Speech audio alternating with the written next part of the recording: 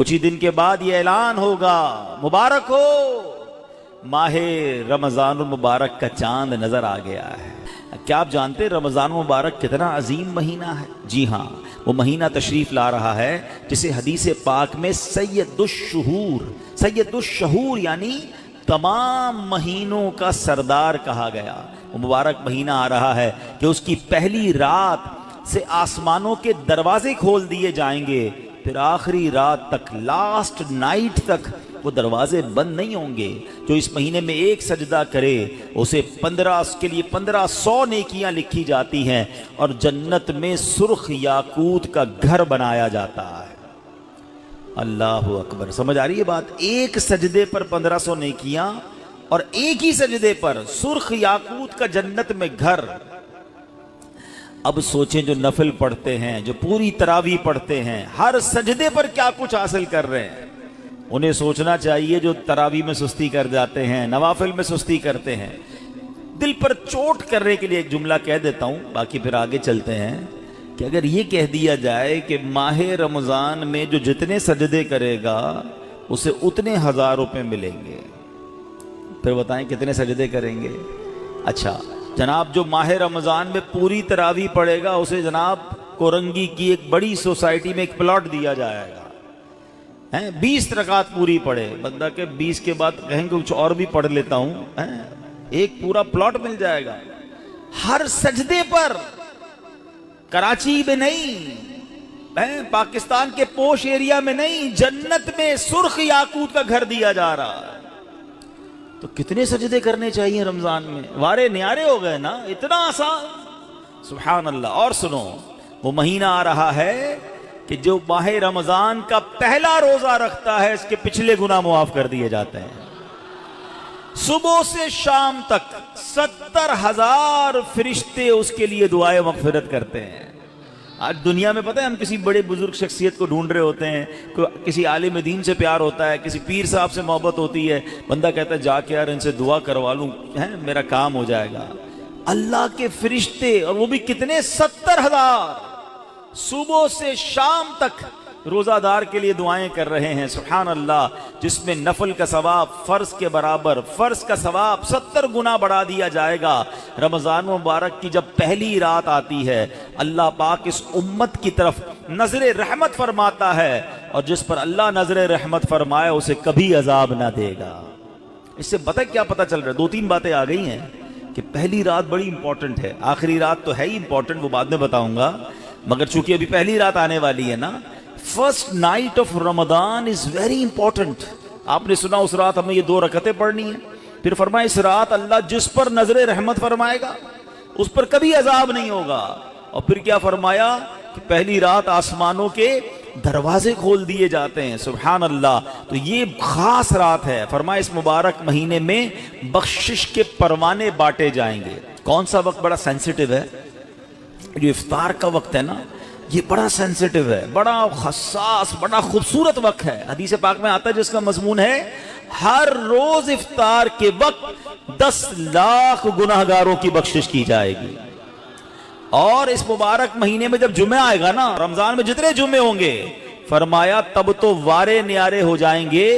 जुमेरात की मगरिब से लेकर गुरूब आफ्ताब से जुमे के गुरूब आफ्ताब तक, ये जो 24 आवर्स हैं, ये जो दिन रात है, फरमाया हर घड़ी में 10-10 लाख गुनाहगार जहन्नम से आजाद कर दिए जाते हैं।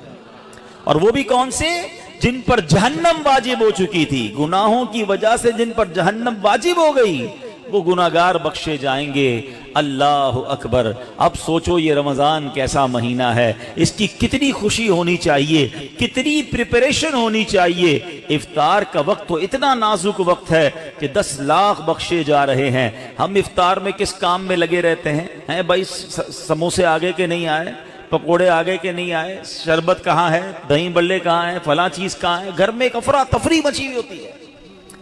प्लीज ट्राई टू अंडरस्टैंड, ये इफ्तार का वक्त मांगने का वक्त है, गिड़गिड़ाने का वक्त है, आंसू बहाने का वक्त है कि मौला आज 10 लाख बख्शे जा रहे हैं, उन बख्शे जाने वालों में मेरा भी नाम लिख दे। क्या ही अच्छा हो कि बाप भी बैठा हो, माँ भी बैठी हो, बच्चे भी बैठे हों और हाथ उठे हुए हों اور اللہ کی بارگاہ میں التجائیں ہوں، اے اللہ ہمارا گھرانہ تیرے دربار میں حاضر ہے، اے اللہ افطار کا وقت ہے، 10 لاکھ بخشے جائیں گے، اس بخشے جانے والوں میں ہماری فیملی کا، ہمارے گھر بار کا نام لکھ دے۔ تو اے میرے اسلامی بھائیوں، پردے میں جو مجھے انٹرنیٹ پر اسلامی بہنیں سن رہی ہیں، بعد میں سنیں، کچھ ایسا انتظام گھر میں کریں کہ 10 15 20 منٹ پہلے اب سارے کاموں سے فارغ ہو جائیں، اب دعاؤں میں گزاریں، افطار کا وقت افطار سے پہلے بھی دعا کریں، مگر جو خاص مقبولیت کی گھڑیاں ہیں وہ عین افطار کے بعد ہیں۔ افطار میں لگ جاتے ہیں ہم، کوئی کھجور کھا لی، پانی پی لیا، دوبارہ ہاتھ اٹھائیں، دوبارہ مانگیں، یہ وقت ہے مانگنے کا،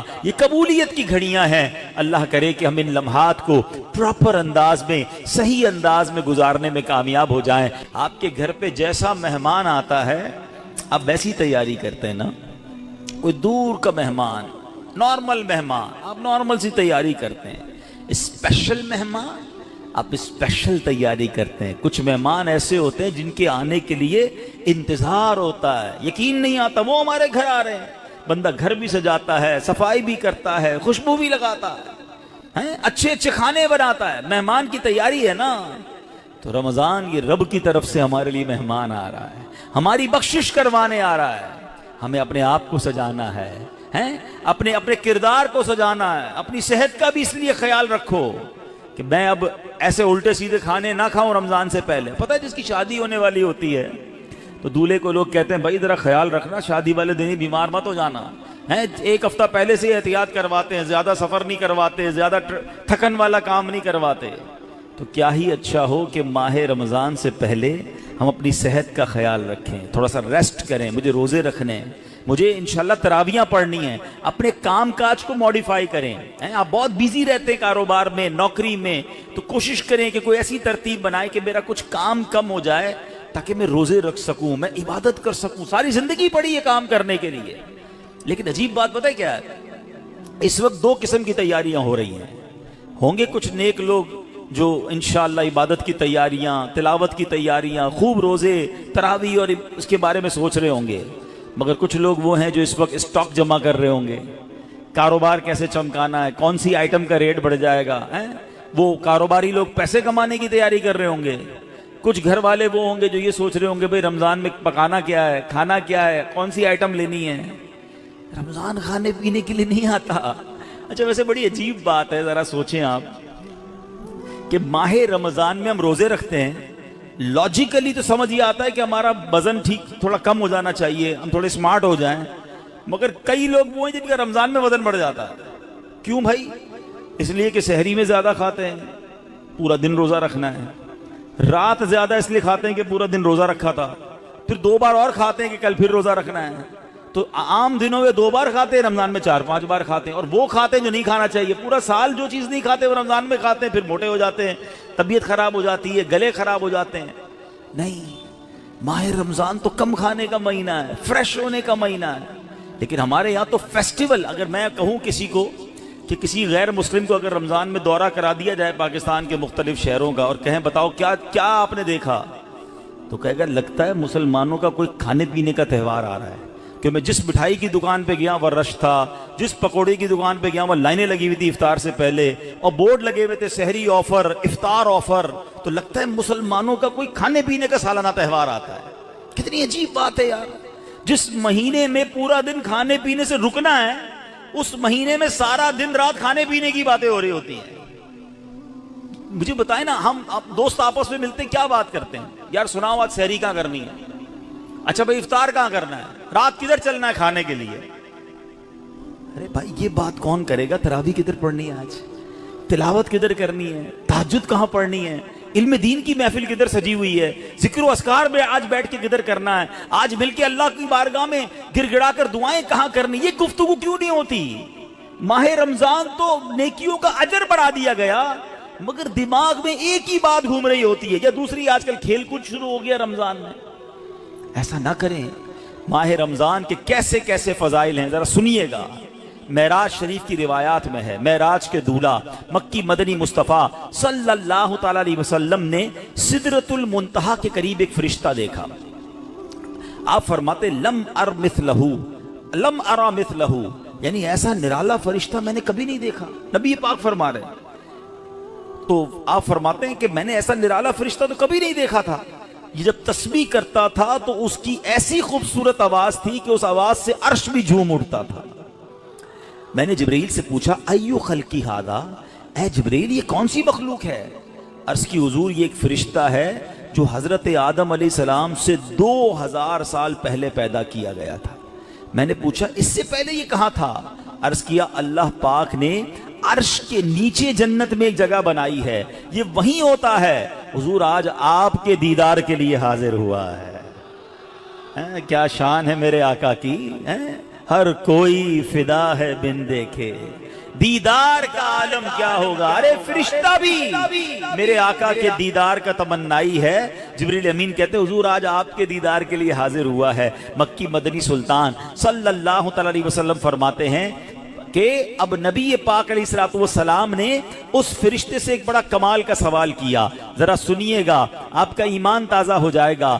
پیارے آقا علیہ الصلوۃ والسلام نے اس فرشتے کو سلام کیا تو وہ تسبیح میں مصروف تھا، اللہ پاک کی تسبیح میں مصروف تھا، اسے سلام سنائی نہ دیا. اب جبریل امین نے اسے کہا ھذا محمد صلی اللہ علیہ وسلم، یہ محبوب خدا جناب رسول اللہ صلی اللہ علیہ وسلم ہے. جب اس نے سنا تو خوشی سے اپنے 2 سبز پر پھیلائے. یہ اتنے بڑے پر تھے جنہوں نے آسمانوں اور زمین کو گھیر لیا. اب اس نے مجھے نبی پاک فرماتے ہیں مجھ سے گلے ملنے کی سعادت حاصل کی، ادب سے بوسہ بھی دیا. پھر عرض کی یا رسول اللہ صلی اللہ تعالی علیہ وسلم آپ کے لیے گڈ نیوز ہے، آپ کے لیے خوشخبری ہے کہ اللہ پاک نے آپ ماہ رمضان کے صدقے آپ کی امت کی بخشش فرما دی ہے. اس فرشتے نے نبی پاک کو خوشخبری عطا عرض کی کہ حضور آپ کی امت کو اللہ نے ماہ رمضان کے صدقے بخش دیا ہے. سبحان اللہ. نبی ہاشمی صلی اللہ علیہ وسلم مزید فرماتے ہیں اس فرشتے کے سامنے 2 صندوق رکھے ہوئے تھے جن پر ہزاروں تالے لگائے ہوئے تھے. میں نے پوچھا ان صندوقوں میں کیا ہے؟ اس فرشتے نے عرض کی ان صندوقوں میں آپ کی امت کے روزہ داروں کے لیے جہنم سے آزادی کے پروانے ہیں. آئے ہائے، ہماری آمد ہماری مغفرت کا انتظام پہلے ہی رب نے فرما دیا ہے. کاش ہم ماہ رمضان کے قدردار بن جائیں. اے گناہگاروں تمہاری سمجھ لو بات بن آئی ہے، عاصیوں کی مغفرت کا لے کر آیا ہے پیام. جھوم جاؤ مجرموں رمضان ماہ غفران ہے. بھائیوں بہنوں کرو سب نیکیوں پر نیکیاں، پڑ گئے دوزخ پہ تالے قید میں شیطان ہے. اللہ اکبر. تو اے میرے پیارے اسلامی بھائیوں یہ اس قدر مبارک مہینہ ہے کہ اللہ کریم اس مہینے میں رحمتوں اور برکتوں کے دروازے کھول دیتا ہے. اس مہینے میں مغفرتوں کے انتظام ہو گئے ہیں. اللہ کرے کہ ہم ماہ رمضان کی قدر کرنے والے بن جائیں. رب عز و جل قرآن مجید میں اس ماہ مبارک کے بارے میں فرماتا ہے. ماہ رمضان کی آپ اہمیت کا اندازہ اس بات سے بھی لگائیں کہ پورے قرآن میں صرف ایک ہی مہینے کا ذکر ہے، اور وہ مہینہ کون سا ہے؟ وہ مہینہ ماہ رمضان ہے. اللہ قرآن میں فرماتا ہے بسم اللہ الرحمن الرحیم شہر رمضان الذی انزل فیہ القرآن ھدی للناس وبینات من الھدی والفرقان فمن شہد منکم الشہر فلیصم. ترجمہ کنز العرفان. رمضان کا مہینہ ہے جس میں قرآن نازل کیا گیا، جو لوگوں کے لیے ہدایت اور رہنمائی ہے اور فیصلے کی روشن باتوں پر مشتمل ہے. تو تم میں جو کوئی یہ مہینہ پائے تو ضرور اس کے روزے رکھے. سبحان اللہ. اے میرے پیارے اسلامی بھائیوں رمضان کا مہینہ کیا خوبصورت فرمایا کہ جو اس مہینے کو پائے وہ روزے رکھے. پیارے اسلامی بھائیوں رمضان المبارک کی شان کیسی ہے. یہ مہینے جس کو بھی رمضان ملتا ہے نا اس کو گویا لاٹری لگتی ہے. میں آپ کو واقعہ سناتا ہوں، بہت امیزنگ واقعہ ہے. پیارے آقا علیہ الصلوۃ والسلام کی بارگاہ میں حضرت بہت اچھے بڑے صحابی ہیں، بلند مرتبہ صحابی ہیں، حضرت طلحہ بن عبید اللہ رضی اللہ تعالیٰ عنہ. فرماتے ہیں کہ ایک مرتبہ 2 شخص نبی پاک کی بارگاہ میں ایک ساتھ آئے. دونوں نے کلمہ پڑھا، صحابی ہونے کا درجہ حاصل کر لیا، بڑے نیک اور پرہیزگار تھے، اور ان میں سے ایک عبادت اور ریاضت میں بہت زیادہ محنت کرتے تھے.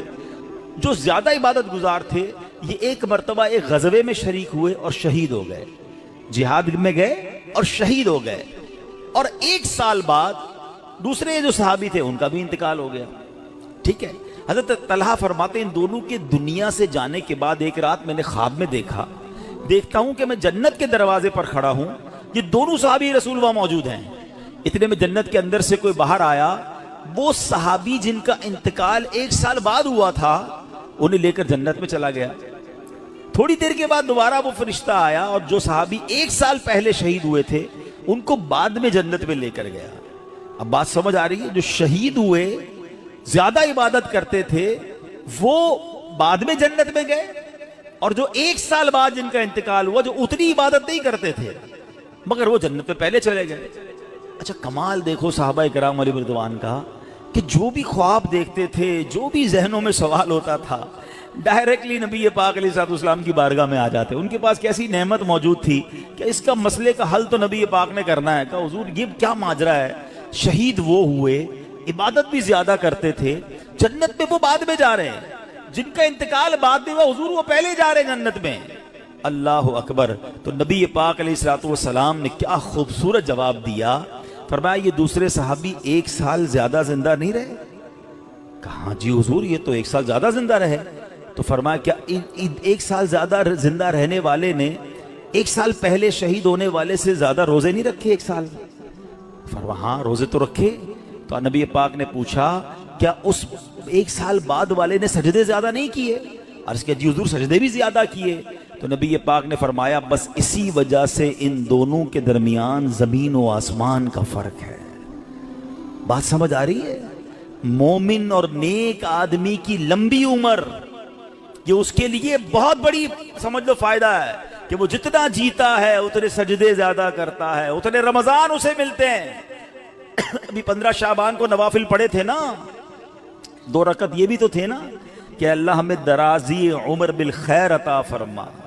یاد رکھیے گا بندہ نیک ہو اور عمر طویل ہو تو اس کے وارے نہیں آ رہے ہیں, لیکن اگر بندہ گناہ گار ہے, اس کی عمر بڑی ہو جائے تو وہ تو مارا گیا نا. اس کی تو روز نماز قضا ہو رہی ہے, اس کے رمضان کے روزے بھی قضا ہو رہے ہیں, وہ روز جھوٹ بول رہا ہے, وہ روز حرام کما رہا ہے, تو اس کا تو گناہوں کا میٹر جاری ہے نا.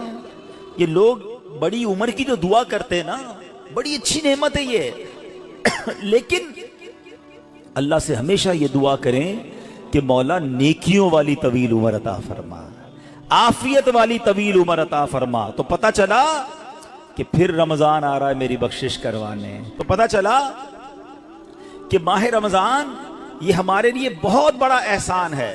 اللہ خیر سے رمضان عطا کر دے, اس کو ضائع نہ ہونے دینا, اس کو خوب نیکیوں میں گزارنا. پچھلے گناہوں کی معافی کا ایک اور چانس دیا جا رہا ہے, مغفرت کا گویا ایک اور موقع آنے والا ہے. اللہ کرے کہ ہم اس کی قدر کرنے میں کامیاب ہو جائیں. نبی یہ پاک کیا کرتے, میرے آقا جب چاند نظر آتا نا سبحان اللہ, تو پیارے آقا علیہ السلام قبلے کی طرف رک کر کے یوں دعا مانگتے. ذرا دعا دیکھیے گا کون سی ہے. آقا کی دعا کیا ہوتی, اللہم اہلہ علینا بالامن والامانہ والسلامت والعافیت المجللت ودفاع الاسقام والعون علی الصلاة والصیام والقیام وتلاوت القرآن. اللہم سلمنا لرمضان وسلمہ منا حتی ینقضی وقد غفرت لنا ورحمتنا وعفوت عنا. اے اللہ اس چاند کو ہم پر امن و امان, سلامتی, مکمل عافیت اور بیماریوں سے حفاظت کا ذریعہ بنا, اور نماز, روزے, عبادت اور تلاوت قرآن پر مدد کا سبب بنا.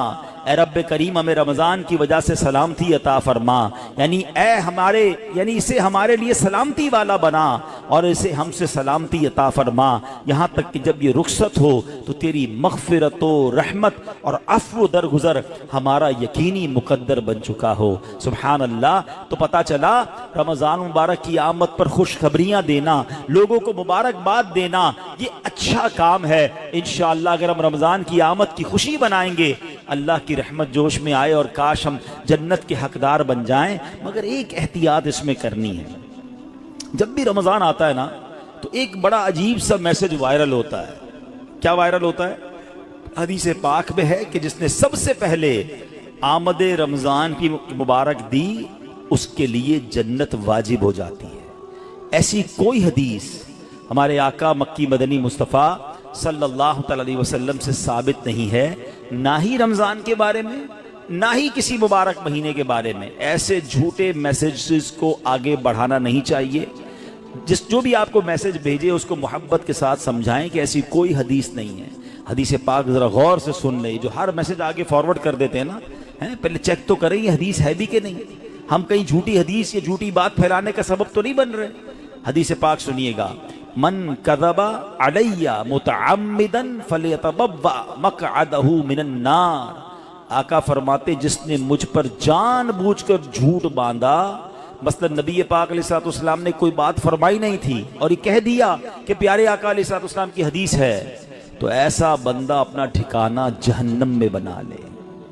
تو بالکل بھی اور لوگ اچھا یہ تو عجیب ہے نا، کہیں بیٹھے اللہ قرآن میں یہ فرماتا ہے بھائی قرآن میں آیا ہے، کدھر آیا ہے بھائی یہ اس کو بھی نہیں پتا ہے، حدیث میں یہ بات آئی ہے، بھائی کون سی حدیث کس کتاب ہے پتہ کچھ نہیں ہے، اپنی طرف سے بولی جا رہے ہیں۔ بھائی کس نے کہا ہے آپ کو قرآن میں آیا ہے، حدیث میں آیا ہے؟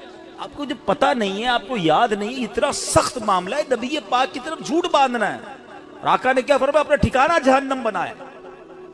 تو آپ کہہ دیں میں نے کہیں پڑھا ہے، ہو سکتا ہے میں نے کہیں سنا ہے، قرآن اور حدیث کی بات کرتے تو لرزہ آ جانا چاہیے، ایک زبر زیر پیش کا ہم فرق نہیں کر سکتے قرآن میں، اور جناب اللہ نے قرآن میں یہ فرمایا، تم کو نہیں پتا قرآن میں یہ ہے، بحث کریں گے اور قرآن کو بیچ میں لے آئیں گے۔ یہ ہماری خواتین بھی بہت کرتی ہیں، تو مہربانی کر کے اسے توبہ کریں، اور ان معاملات میں جب تک آپ کے سامنے، آپ دیکھیں آج کروڑوں لوگوں کی تقدیریں بدلنے والے، لاکھوں ہزاروں حافظ اور عالم بنانے والی شخصیت امیر اہل سنت، نہ جانے کتنی ہزاروں ان کو حدیثیں یاد ہوں گی، کتنی روایتیں اور آیتیں یاد ہیں، مگر آج بھی آپ مدنی مذاکرے میں دیکھیں یہ کیوں، یہ ہماری تربیت کے لیے کہ وہ پہلے قرآن کی کوئی آیت پڑھنی ہے تو لکھا ہوا سامنے لاتے ہیں، حدیث پڑھنی ہے تو پورا پڑھ کے سناتے ہیں، تاکہ ایگزیکٹلی وہی لفظ لوگوں کے سامنے جائے جو نبی پاک کے مبارک دہن مبارک سے نکلا ہے۔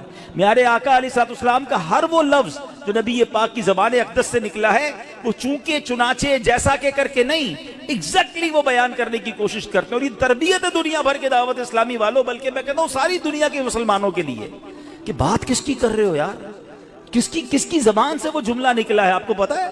پوچھو میرے اعلیٰ حضرت سے وہ زبان کیسی ہے، اس کی گفتگو کیسی ہے۔ میرے رضا کہتے ہیں وہ دہن جس کی ہر بات وحی خدا، وہ دہن جس کی ہر بات وحی خدا، چشمہ علم و حکمت پہ لاکھوں سلام، وہ زبان جس کو سب کن کی کنجی کہیں، اس کی نافذ حکومت پہ لاکھوں سلام۔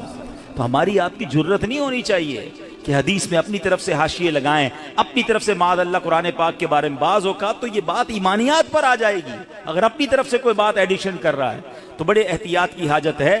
البتہ ماہ رمضان ایک اور خوبصورت آیت سنیے گا، اس میں قرآن پاک نے جو ہم پر رمضان کے روزے فرض کیے گئے نا، اس کا ریزن بیان کیا، یعنی ہماری شریعت ہم سے چاہتی کیا ہے۔ روزے تو ہم برسوں سے رکھ رہے ہیں، بچپن سے روزے رکھ رہے ہیں، کئی ایسے یہاں ایسے ہوں گے، لیکن اس روزے سے میں حاصل کیا کرنا ہے؟ قرآن کیا فرماتا ہے سنو، اللہ قرآن میں فرماتا ہے یا ایھا الذین آمنوا کتب علیکم الصیام کما کتب علی الذین من قبلکم، اے ایمان والو تم پر روزے فرض کیے گئے جیسے تم سے پہلے لوگوں پر فرض کیے گئے تھے، مگر آگے ریزن بتایا گیا کیوں کیے گئے، لعلکم تتقون، قرآن کہتا ہے تاکہ تم پرہیزگار بن جاؤ۔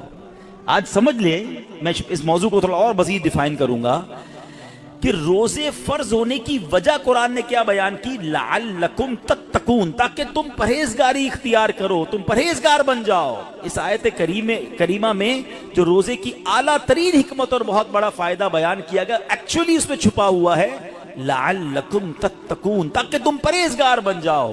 اے میرے پیارے اسلامی بھائیوں، پتہ چلا کہ مبارک مہینہ ہے جس میں ہمیں تقوی حاصل کرنا ہے۔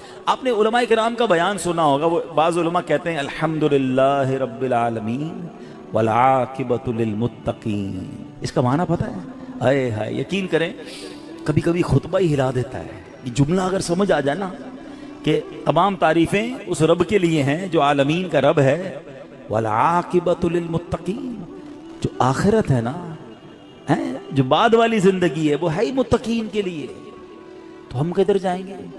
اگر ہم متقین نہیں ہیں، متقیوں میں نہیں ہیں، تو پھر ہمارا کیا بنے گا؟ اب ذرا غور کیجئے، تقوی یہ بڑی کمال کی نعمت ہے، آسان نہیں ہے، مگر سبحان اللہ رمضان کا روزہ جو ہے وہ ہمیں متقی بنانے آیا ہے. قرآن کہتا بھی یہی ہے لعلکم تتقون، تاکہ تم پرہیزگار بن جاؤ، متقی بن جاؤ. سبحان اللہ، تقوی کتنی بڑی دولت ہے.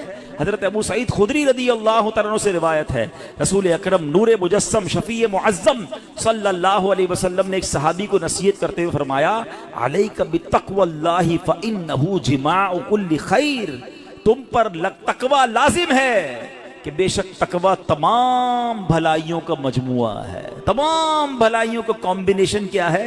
وہ تقوی ہے. حجت الاسلام امام محمد غزالی فرماتے ہیں اے عزیز تجھے جاننا چاہیے کہ تقوی ایک نایاب خزانہ ہے.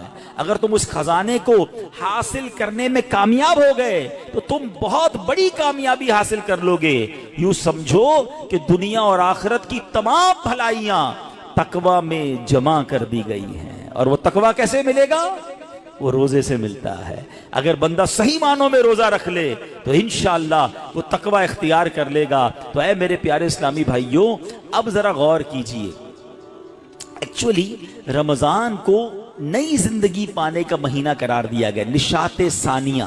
یہ بڑی کمال کی بات سنیے گا. شاید آپ کو حیرانی ہوگی کہ صوفیہ کرام کے مطابق انسان 2 مرتبہ پیدا ہوتا ہے. ہر انسان، صوفیہ کرام کہتے ہیں 2 مرتبہ پیدا ہوتا ہے. پہلی ولادت تو وہ مشہور ہے جب ہم دنیا میں آئے، کوئی 30 سال پہلے آیا، کوئی 40 سال، ڈیٹ آف برتھ ڈے بناتے نا، وہ تو پہلی ولادت ہے. فرمایا دوسری ولادت وہ ہوتی ہے کہ جب بندہ دل کی پاکیزگی حاصل کر لیتا ہے، جب بندہ باطنی بیماریوں سے، حرص، لالچ، ہوس، دنیا کی محبت، تکبر، خود پسندی سے اپنے آپ کو پاک کر لیتا ہے.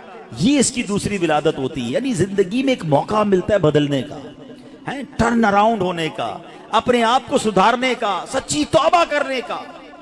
ایک بار پھر رمضان آ رہا ہے، آؤ دوبارہ جی لیتے ہیں، آؤ دوبارہ بدل جاتے ہیں، آؤ اپنے رب سے دوستی کر لیتے ہیں. جو زندگی گزری ہمیں سب کو معلوم ہے کیسی گزری، کیوں نہ یہ رمضان نشاط ثانیہ کا اپنے آپ کو بدلنے کا مہینہ بنا دیں. اللہ نے پھر موقع دے دیا ہے. اے میرے پیارے اسلامی بھائیو، اس بات کو اس طرح سمجھیے، ایک بزرگ بڑی عمر کے تھے، ان کی عمر 60 یا 70 سال تھی، بال بھی سفید تھے. کسی نے کہا حضور آپ کی عمر کتنی ہے؟ کہتے 4 سال.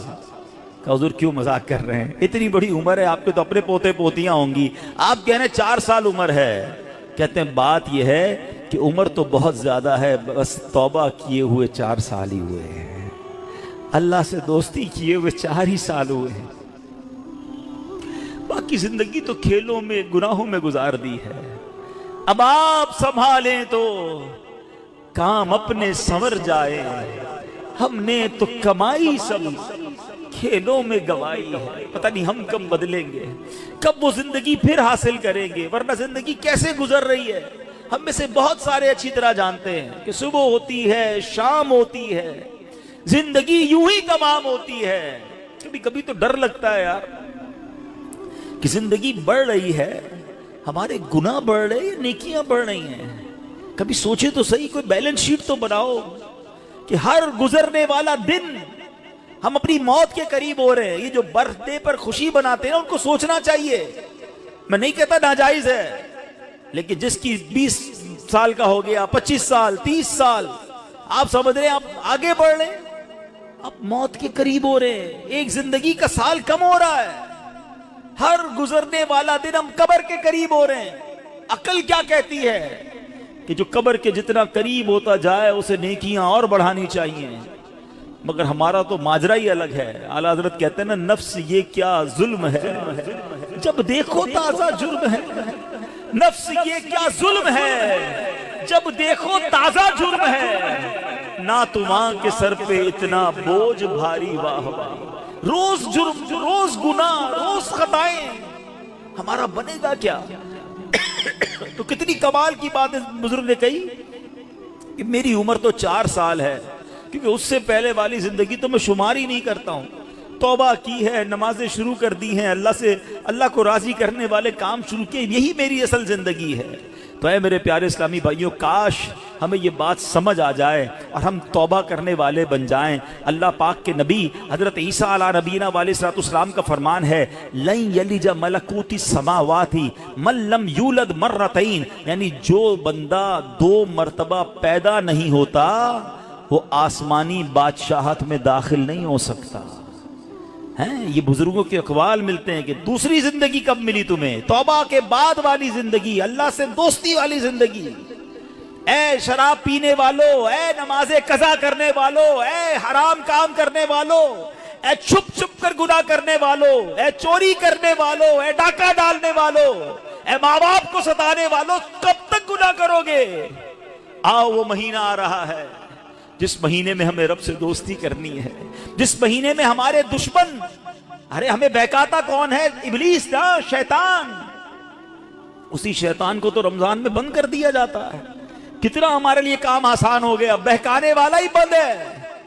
اب تو توبہ کر لو، اب تو رب سے دوستی کر لو، اب تو اپنی لائف کو ریوائیو کر کے نشاط ثانیہ ایک نئی زندگی حاصل کر لو کہ چلو اس رمضان سے پہلے والی زندگی دوسری، اور اب زندگی الگ ہے، اب اللہ کی رضا والی زندگی، اب سجدوں والی، اب نماز والی، اب حلال والی زندگی ہوگی۔ آپ نے 2 صحابی کے واقعات سنے، 1 سال زندہ رہے زیادہ، وہ شہید سے آگے بڑھ گئے کیونکہ وہ 1 سال انہوں نے سجدوں میں، نمازوں میں، روزوں میں گزارا۔ ہمارا ہر سال ہمارے نہ جانے کتنے گناہوں میں اضافہ کرتا ہوگا، ہمیں یہ غور کرنا چاہیے۔ کاش اب زندگی کو بدلنے میں کامیاب ہو جائیں۔ حدیث پاک میں فرمایا ان لکل شیء بابا وان باب العبادۃ الصیام، بے شک ہر چیز کا دروازہ ہوتا ہے اور روزہ عبادت کا دروازہ ہے۔ تو اے میرے پیارے اسلامی بھائیوں، کاش ہم روزے کی اہمیت کو سمجھیں۔